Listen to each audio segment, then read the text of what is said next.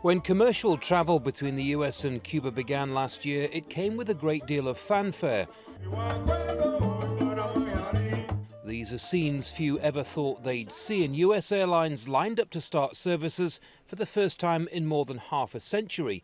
But just months later, those flights are being cut, in some cases by as much as 25%. So I think perhaps, especially in the case of the airlines, it was an overestimation of the potential market, and frankly, there hasn't been a lot of demand for this kind of travel.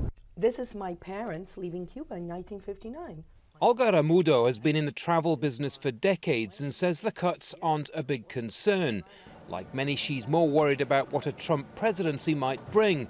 The president-elect has already threatened to terminate the normalization process, leaving many feeling unsure about the future.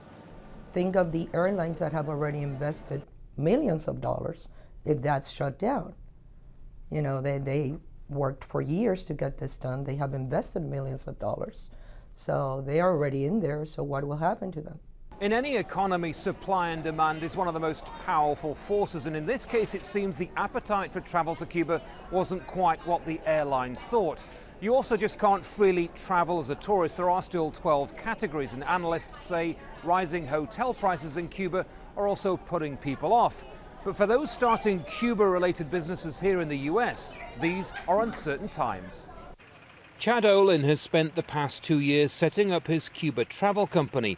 His business is one of many that relies on strengthening ties with the island, and he's hoping it's a bond that can't easily be broken. I'm hopeful that that would be too difficult given how far we've come, and it will be on this path that we're on now at the very least.